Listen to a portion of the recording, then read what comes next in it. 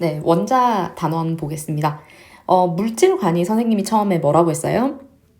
네, 사람들이 생각하는 물질에 대한 생각, 견해를 물질관이라고 했죠. 그럼 고대부터 물질관은 계속 변천해 왔고, 이 물질관 중에서 원자 개념의 변천을 볼 텐데, 원자 개념의 변천은 크게 네, 이렇게 두 명이 나옵니다. 고대 두 명, 아리스토텔레스와 데모크리토스를 먼저 보도록 할게요. 아리스토텔레스는 앞에서 뭘 주장했던 사람이었더라? 네, 아리스토텔레스는 사원소설, 그러니까 내용으로는 사원소 변환설을 이야기했었던 사람이었죠. 물, 불, 흙, 공기라고 하는 네 가지 기본 성분으로 되어 있고 이 성분들은 바뀔 수 있다. 그걸 주장했었던 사람이었는데 아리스토텔레스는 일단 크게는 연속설을 생각하고 있었습니다. 연속설이 어떤 이야기냐면요. 좀 지금 들으면 터무니없긴 해요. 물질은 이렇게 사과 하나가 있어요. 그럼 사과를 쪼갰어. 또 쪼갰어. 또 쪼갰어. 그래서 아리스토텔레스가 만약에 살아있다면 그럼 제가 계속 쪼개면 이 사과는 어떻게 되는 건가요? 라고 질문을 한다면 없어집니다. 라고 대답을 하는 겁니다. 말이 될까요? 네, 안 되겠죠. 그래서 물질은 없어질 때까지 계속 쪼개서 나갈 수 있다. 그러다가 끝은 없어진다. 즉 입자를 부정한 거죠. 여기 물질 사이에 빈 공간이 존재하지 않는다라는 거는 물질은 입자로 이루어져 있지 않다라는 의미였어요. 그래서 모든 물질은 연속적으로 연결되어 있고 빈 공간은 없다라고 주장을 했었던 사람이 아리스토텔레스였습니다. 자, 그 다음에 데모크리토스 앞서서 나왔을 때 선생님이 지금 이 이야기를 해도 별로 손색이 없다라고 했었던 그 원소를 주장했었던 사람입니다.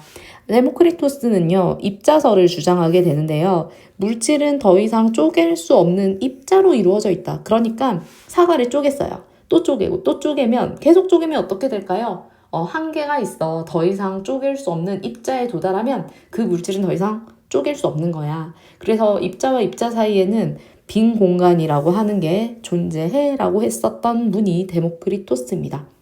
근데 아이러니하게도 이 두 명의 주장이 지금 생각하면은 데모크리토스의 의견이 맞죠? 근데 선생님이 어디에서 들은 바로는 약 1500년간 사람들은 아리스토텔레스의 연속설이 맞다고 생각을 했었대요. 네. 그래서 이제 데모크리토스의 의견은 그러니까 빛을 본 적이 없었었는데 1500년간 그 생각이 지속되다가 어떻게 해서 다시 데모크리토스의 입자설이 각광을 받게 되냐면요. 보일이라고 하는 과학자가 제2자간 실험을 하면서였습니다. 네, 보일은 데모크리토스와 같은 일관성을 가지고 있었죠. 입자설을 주장하게 됩니다. 고대에 데모크리토스가 했었던 할아버지 이야기가 맞는 것 같아. 어떻게 맞는 것 같니? 라고 했더니 내가 이런 실험을 해봤어.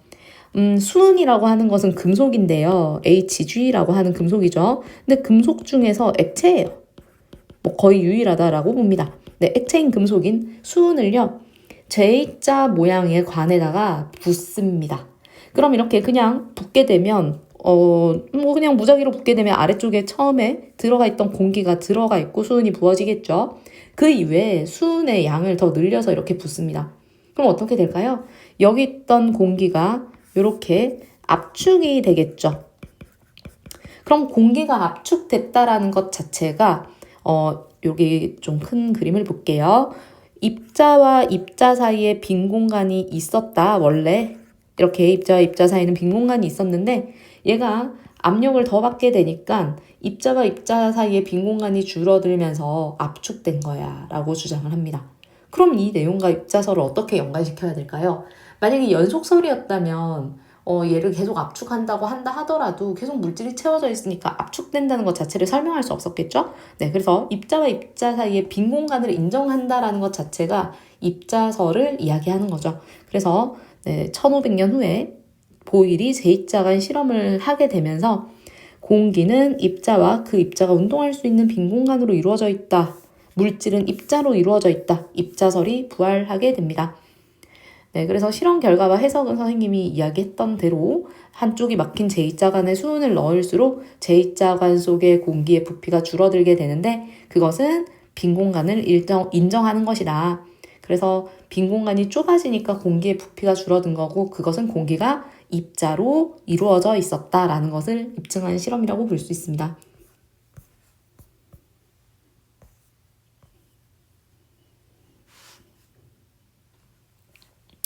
네, 그러면 돌턴의 주장을 한번 볼게요. 그러면 물질은 입자로 이루어져 있고 돌턴이 이야기했던 원자설을 보겠습니다. 네, 돌턴은 물질은 더 이상 쪼갤 수 없는 입자인 원자로 이루어져 있어. 그러니까 입자의 이름을 원자로 정의하게 된 거죠. 그래서 현대적인 원자 개념을 확립하는 계기가 되면서 이렇게 네 가지 사항을 이야기합니다.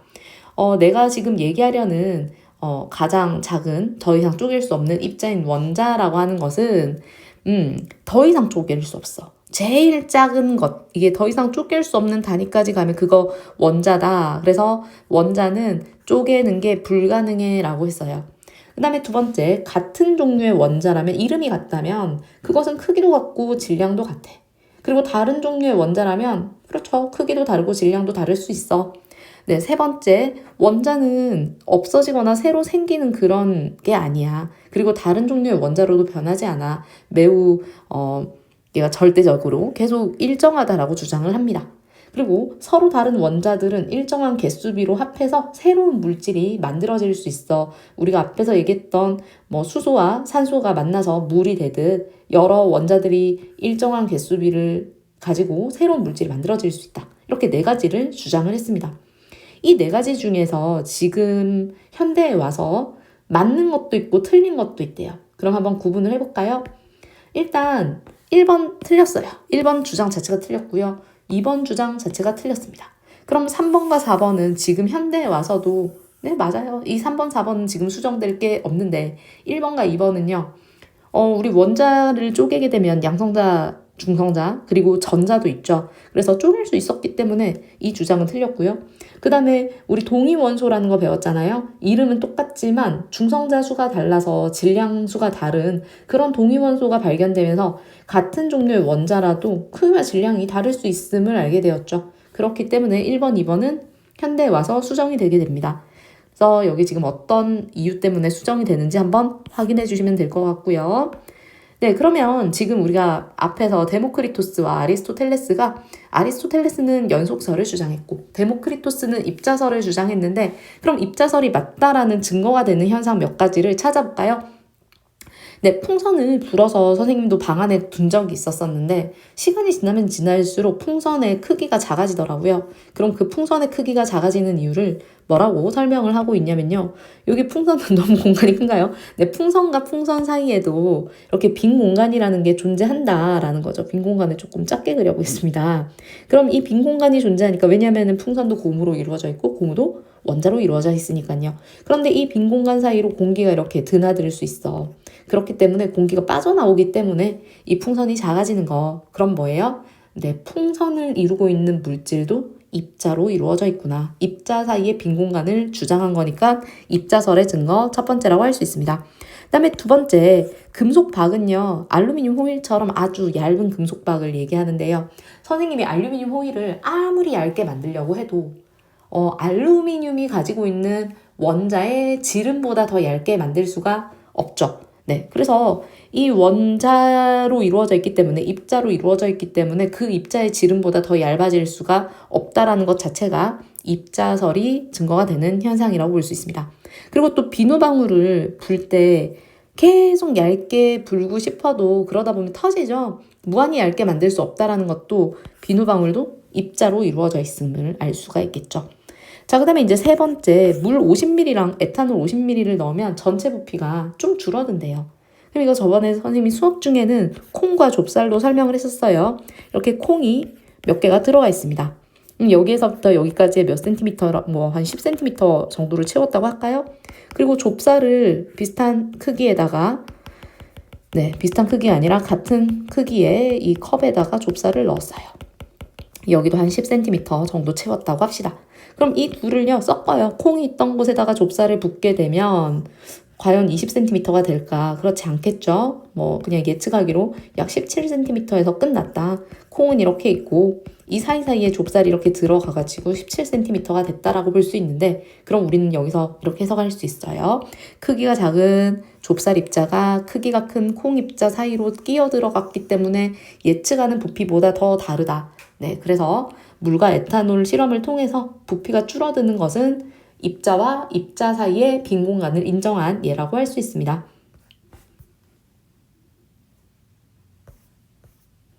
그래서 이제 원자가 뭔지, 이제 원소가 뭔지 구분하는 굉장히 중요한 시간을 가져보도록 하겠습니다.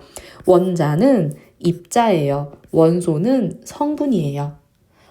개수를 셀 수 있는 건 원자예요. 그런데 어떤 성분, 어떤 종류의 성분으로 이루어졌는지를 이야기할 때는 원소예요.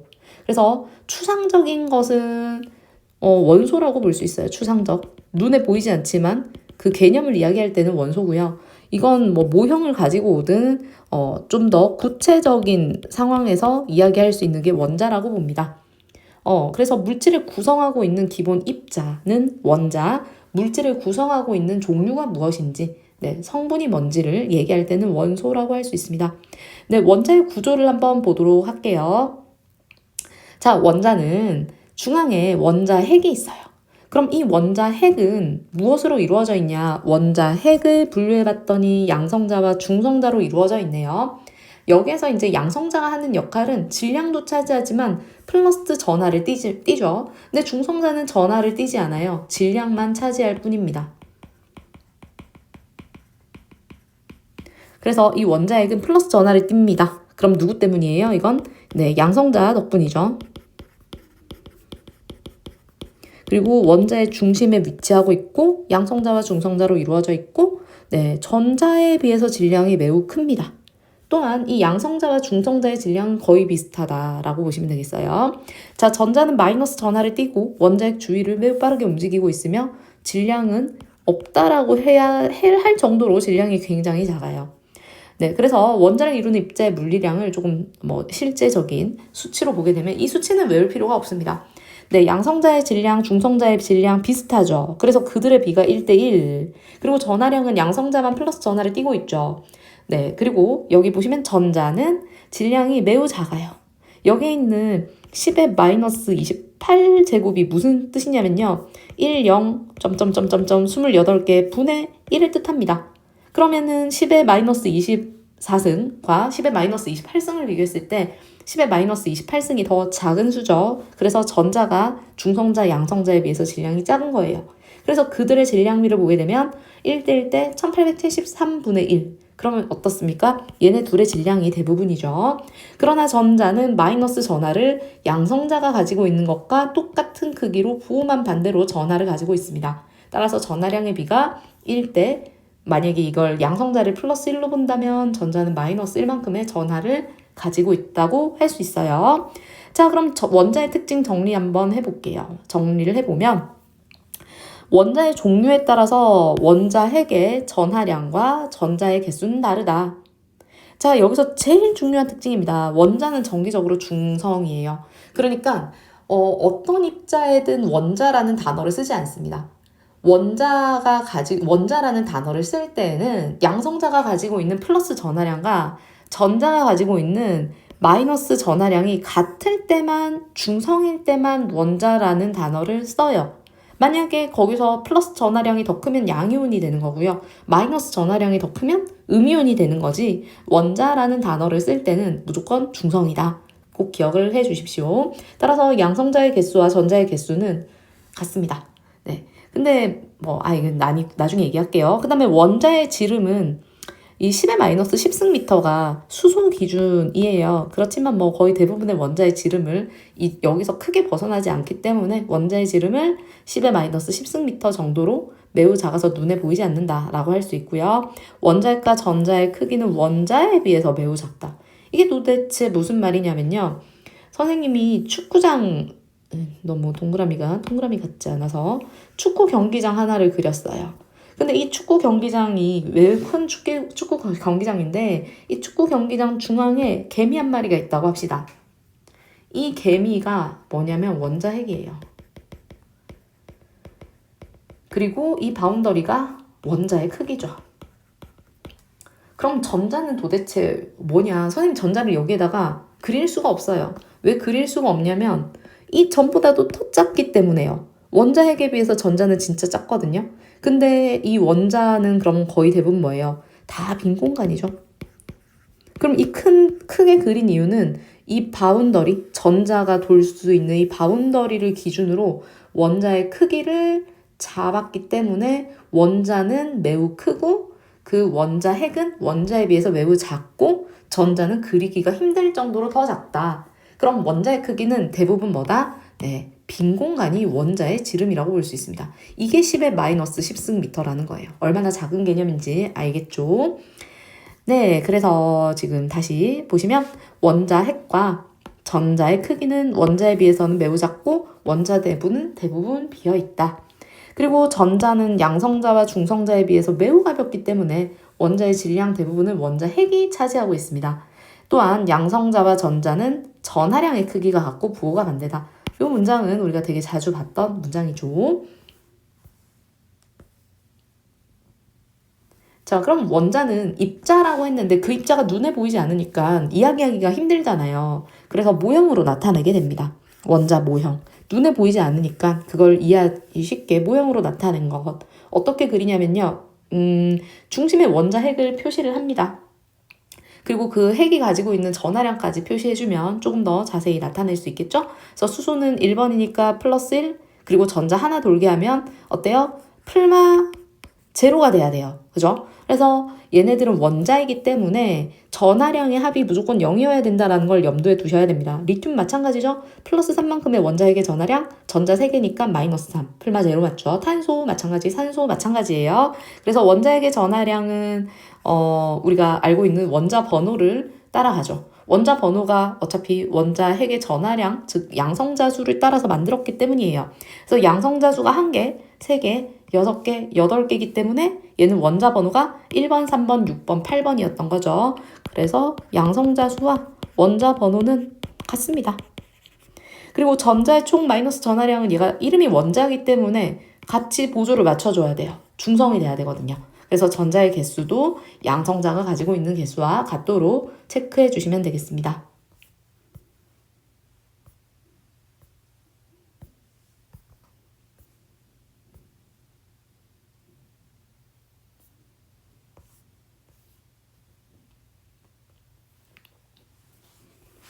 네, 그리고 이제 원소를 표시하는 방법을 배울게요.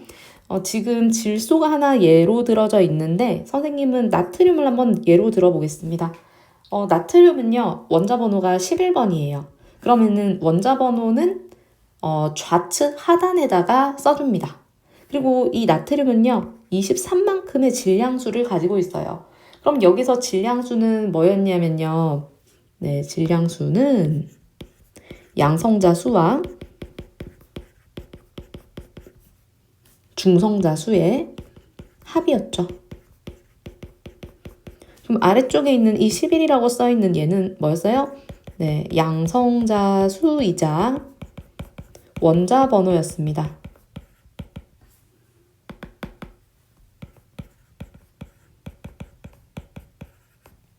그럼 중성자 수는 어떻게 알 수 있어요? 네, 23에서 11을 빼보면 되겠죠. 양성자 수가 11개고 합이 23개니까 중성자 수는 12개, 양성자 수 11개 이렇게 잡아볼 수 있습니다. 자, 그럼 내용 정리해보면요.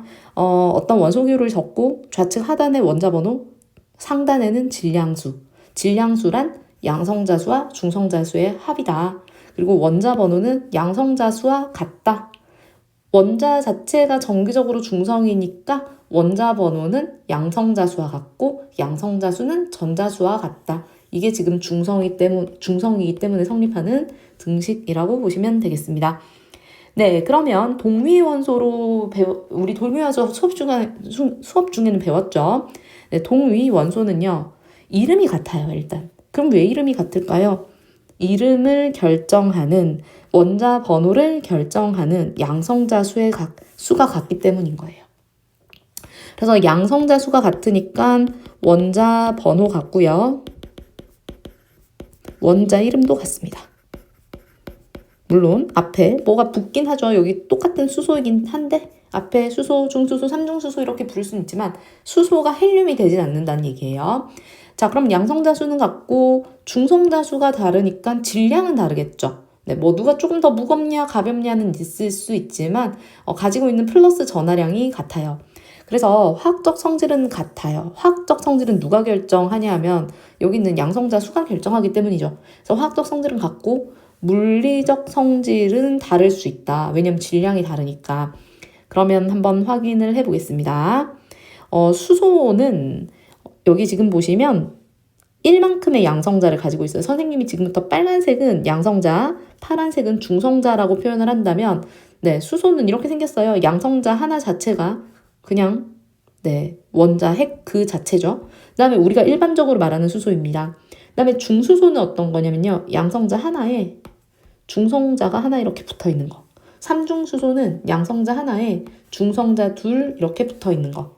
그죠? 그래서 번호는 모두 1번, 1번, 1번이에요. 이유는 양성자 하나, 둘, 하나. 하나이기 때문이죠. 네, 그래서 질량수는 표시돼 있고 양성자 수는 좌측 하단에 있는 대로이고 중성자 수는 질량수에서 양성자 수를 빼버리면 중성자 수가 되겠습니다.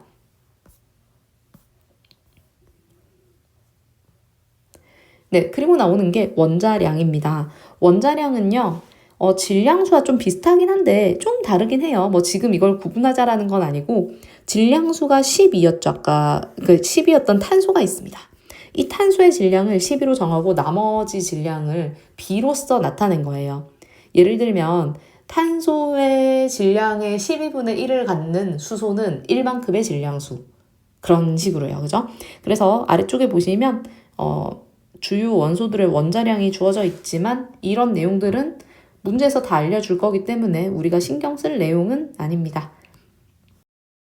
네, 원자의 전자 배치 보겠습니다. 전자 껍질은 보어의 원자 모형을 그릴 때 필요한 내용인데 이건 그냥 참고로 확인만 하고 넘어가도록 할게요. 이렇게 원자핵이 있어요. 만약에 11번인 나트륨을 나타낸다면 이렇게 원자핵을 중간에 그리고 첫 번째 껍데기에 전자가 2개 있을 수 있고요. 두 번째 껍질에 전자가 이렇게 8개 있을 수 있거든요. 그러니까 전자 껍질을 어떻게 생각하면 되냐면 보어가 고안에는 전자가 있을 수 있는 위치, 네, 전자가 머무를 수 있는 곳이 전자 껍질이라고 생각하시면 됩니다. 네, 그리고 여기 에너지 준위는 껍질마다 안쪽에 있을수록 에너지 준위가 크고요. 그 다음에 위로 올라가면 갈수록 전자 껍질이 커지면서 전자 껍질의 그 이름이 커지면서 에너지가 더 높아지거든요. 그래서 이런 부분은 우리가 고2 때 배우는 걸로 하고 넘어가도록 하겠습니다. 그럼 우리가 원자의 전자 배치의 원리를 얘기하기 위해서는 전자 껍질이 필요하긴 해요. 보어의 원자 모형으로 지금 우리가 얘기를 할 텐데 전자는 원자핵에서 가까운 전자 껍질부터 차례대로 채워집니다. 안정된 곳부터. 그리고 이제 껍질에 채워지는 전자수는 정해져 있었죠. 물론 한 3주기까지만 배워요. 첫 번째 껍질에는 2개, 두 번째 껍질에는 8개, 세 번째 껍질에는 8개가 채워졌을 때 안정하다라고 합니다. 그래서 여기 있는 8개만 기준으로 해가지고 이름이 뭐였어요? 옥텟 규칙이지 않았습니까? 그죠? 그래서 옥텟 규칙을 만족하면 원자는 안정하다 이렇게 기억을 해주시면 됩니다. 예외적으로 첫 번째 껍질은 2개를 채웠을 때 안정하죠. 밑에 탄소 원자의 전자 배치를 보시면 탄소는 원자 번호가 6번이에요. 그럼 6번이니까 양성자 수가 6개고 즉 원자핵의 전하량이 플러스 6이겠죠. 그럼 원자라는 단어를 쓰려면 전자가 몇 개 있어야 돼요? 6개가 있어야 되겠죠. 그래서 첫 번째 껍질에 2개 채우고 두 번째 껍질에는 남은 4개를 채워주면 되겠습니다.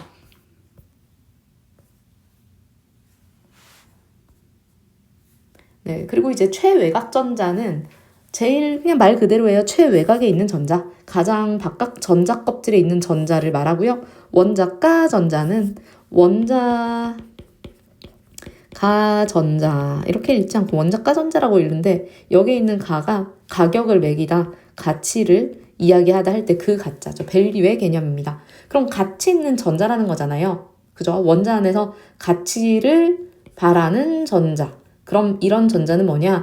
최외곽 전자 중 화학결합에 참여하는 전자를 말합니다.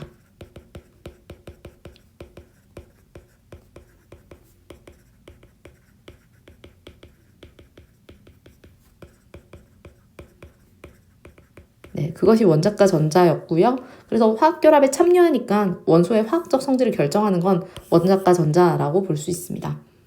자, 그럼 아래쪽에 탄소, 네온, 마그네슘 세 예가 있는데 확인해 볼게요. 탄소는 원자 번호가 6번이니까 전자도 6개. 그림을 그려보니까 최외곽 전자도 4개고 원자과 전자도 4개죠. 마그네슘 한번 볼까요? 마그네슘은 12번이니까 전자도 12개 와야 중성을 만족할 수 있다. 2개 채우고 8개 채웠더니 마지막 궤도에는 2개 채우면 되겠죠? 그럼 최외곽 전자가 2개이자 원자과 전자도 2개예요. 자, 그런데 네온 같은 경우는요, 10번이에요. 그래서 2개 채우고 8개 채웠어요. 그래서 최외곽 전자가 8개라고 하는 건 문제가 없는데 얘는 매우 안정합니다. 스스로도 안정하기 때문에 누구랑 결합을 할 일이 잘 없어요. 그래서 여기 있는 8개의 전자 있죠. 최외곽 전자. 최외곽 전자에 있지만 화학결합에 참여하지 않습니다. 그래서 원자과 전자가 0개인 거죠. 네, 그리고 이제 주기율표와 전자 배치는 한번 그림으로 우리가 보어의 원자 모형으로 전자를 배치할 수 있는 방법에 대해서 수업 시간에 배우지 않았습니까? 그거 한번 확인하는 용도로 봐주시면 되고 주의할 점은 1, 2족, 그 다음에 3족 아니고 13족부터 18족까지 우리가 이렇게 1번에서 20번까지의 원자에 대해서 배운다라는 거 그것만 한번 더 체크해 주시면 되겠습니다.